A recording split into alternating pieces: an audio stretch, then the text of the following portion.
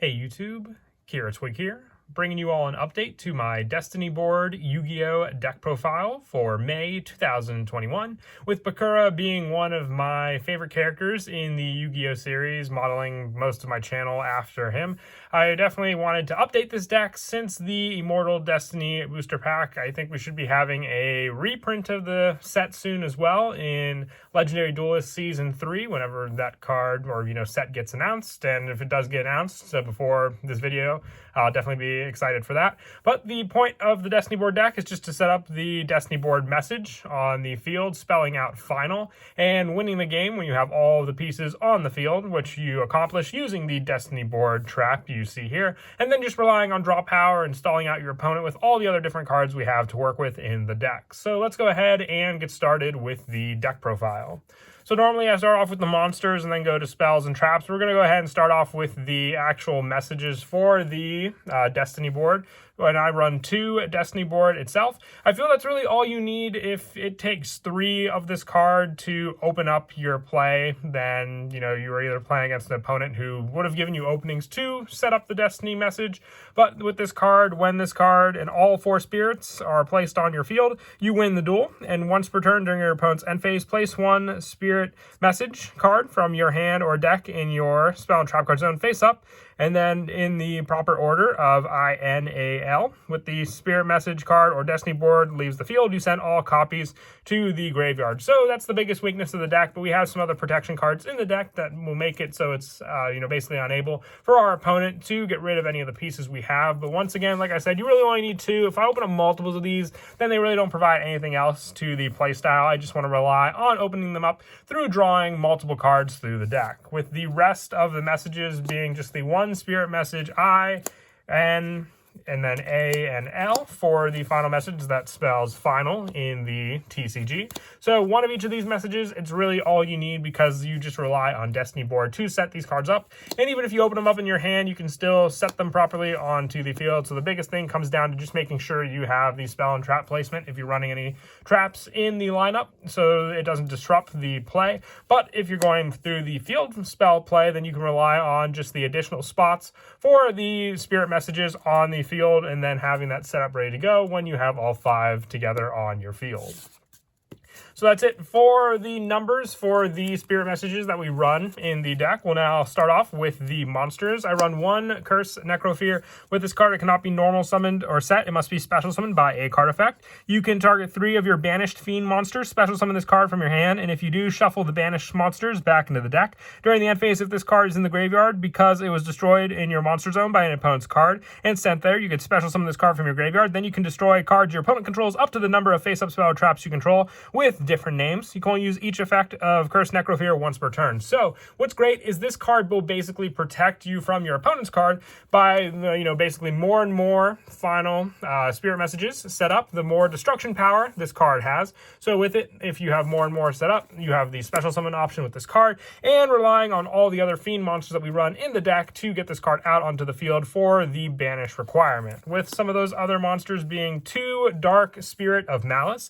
When your opponent activates a card or effect, quick effect, you can send this card from your hand or field to the graveyard, then target 1 level 8 fiend monster in your graveyard, special summon it, but it has its effects negated. If a level 8 fiend monster is in your graveyard while this card is in your graveyard except during the damage step, you can add this card from your hand, and then you can only use this effect of Dark Spirit of Malice once per turn. So this is more of a recycle card for Curse Necrofear. I'll get to the part for more of the banish options with some of the next couple cards, but good for the recycle, especially because then we can just rely on adding Dark Spirit of Malice back to our hand and relying on using it for some of the draw power with our spells in the deck. I also run 2 Dark Spirit of Banishment.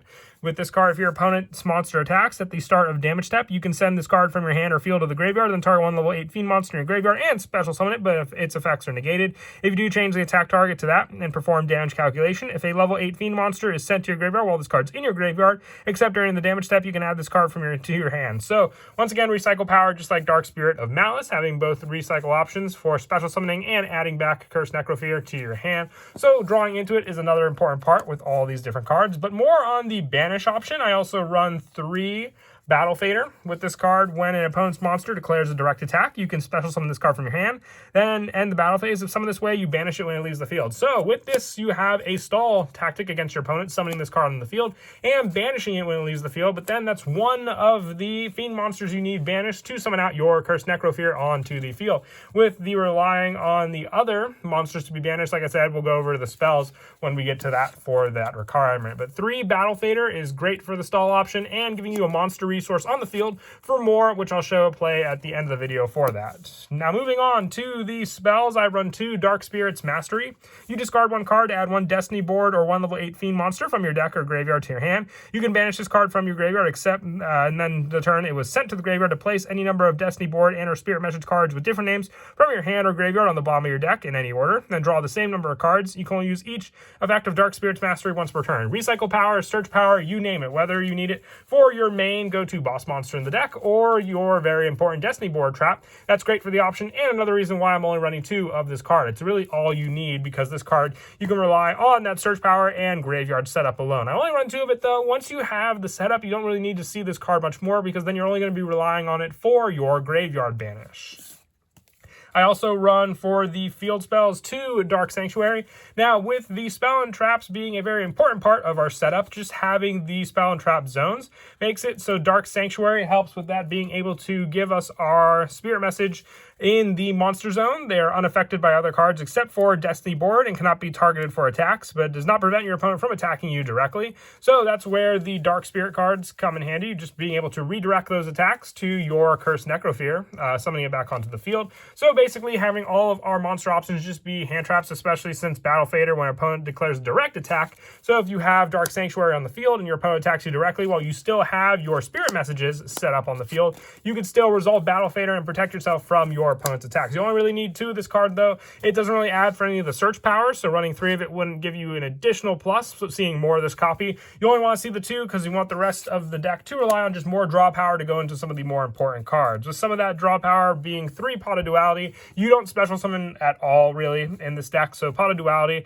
can help for that additional draw power. If you have Pot of Extravagance, you can try fitting in some other spots in the deck for it, but that's player preference at that point also if you have the card, and I'll show what draw power you can potentially take out for that card. And for more of the field spell option, I still run 2 Mystic Mine. I like to run 2 of this and 2 Dark Sanctuary. I feel it's a good enough number for the different field spells with Mystic Mine and your opponent just having more monsters than you. I only run 2 of this though because of the fact that the Spirit Messages will become monsters. You want to make sure that they at least have the option for your opponents to be negated. So the more monsters you have, the less chance of this happening and you destroying the Mystic Mine. But if it does happen that way, you can at least then resolve and activate your Dark Sanctuary on the field and then have that option as well, which you'll have to do anyway because otherwise you won't be able to have the Spirit Messages on the field. So the Mystic Mine is mostly in here for you to stall out until you get the proper cards, whether it be the Dark Sanctuary, your Destiny board, or your Cursed Necrofear into your hand. For more of the field spell search, I also run 2 Demise of the Land and 1 Terraforming. Terraforming just being an easy search for any of the field spells, and Demise of the Land being a focus if our opponent special summons a monster. With this quick play, being able to then activate whatever field spell we prefer, and like I said, depending on the situation, Mystic Mine can come in handy for stopping our opponent, but Dark Sanctuary can help excel our plays of what the deck is meant to do altogether.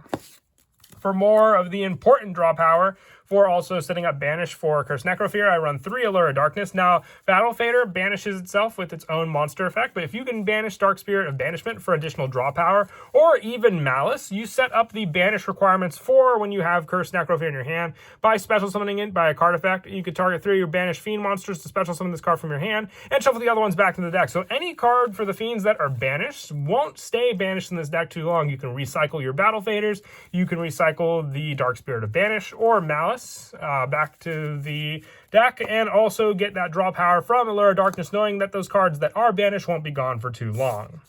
And that is it for the spells. We'll now move on to the traps. Another important trap in the deck is Sentence of Doom. You can target any number of Fiend monsters that are banished or in your graveyard, up to the number of Destiny board and or Spirit Message cards you control, add them to your hand. You can send this card from your Spell and Trap card zone to the graveyard, place 1 Spirit Message card from your hand, deck, or graveyard in your Spell and Trap card zone, and this is treated as being added by the effect of Destiny board. So just a quicker way to progress the Destiny board play with this card, while also giving us the option, if we don't have the Cursed Necrofear option, just for adding adding Banishment or Malice back to our hand to set up the Cursed Necrophere once it's in the graveyard. If this is set up afterwards, you can rely on Sentence of Doom just when it's already been special summoned to at least recycle the cards that can get it back onto the field as well. And for more draw power with the trap lineup, I run 3 Reckless Greed, this one just being a draw 2 and then skipping your draw phase, but you have plenty of draw power in this deck that even if you were to skip it, I like to usually open this card up when I have other draws available so then I can just activate all of them in chain. So like if we have the 2 Reckless Greed on the field, you can draw the 4 cards, but still only have to skip the 2 draw phases since you activated them in the same turn. More draws include the 3 Jar of Greed. This just thins the deck out even more for the trap option. It doesn't take up a big spot in our spell and trap card zone, also giving us the potential to draw into some very more important cards as well, like the actual Destiny board or any of the cards that can search into it. For more search power, I also run the 1 Metaverse for the field spell search, and the 1 Jar of Avarice is a tech of mine that I've definitely enjoyed, especially with some of the late game if I have recycle or just need recycle power for some of the spirit messages.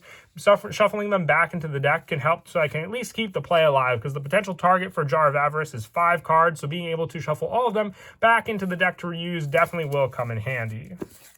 But that is it for the main deck. We'll now move on to the extra deck. Like I said, there's not much to the extra deck. We're just running the 1 Link Karibo, 1 Clara Rushka, 1 Underclock Taker, 1 Land Fornicus, 1 Akashic Magician, 2 Wee Witch's Apprentice for the Dark Attribute. Like I said, you don't go into the extra deck often, but it's nice to have all available options for you.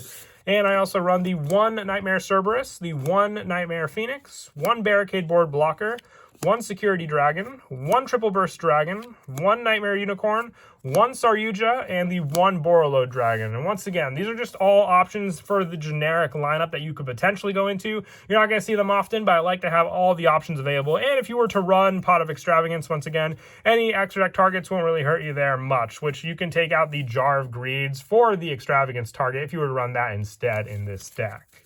As for some of the go-to plays, the biggest one will be setting up the Destiny board, which a lot of it is just drawing into that power, but being able to quickly banish your Battle Fader more and not having to rely on your opponent so you can get out Cursed Necrophere to protect you against them. Also, if you special summon Battle Fader and you have the Dark Sanctuary set up on the field, you can then, after summoning it, will be banished afterwards. Use it for at least a Link summon using Battle Fader to go into Link Karibo, because then you'd be able to use Link Karibo for another negation against your opponent while already setting up the Battle Fader to be banished for that play. And then having the additional setup, just be summoning the Cursed Necrophere while you get the remainder of your spirit messages on the field. It all comes down to stall play being a big part of the deck, so just knowing what to draw into or what you have and knowing where to go from there is very, very vital for all the setup.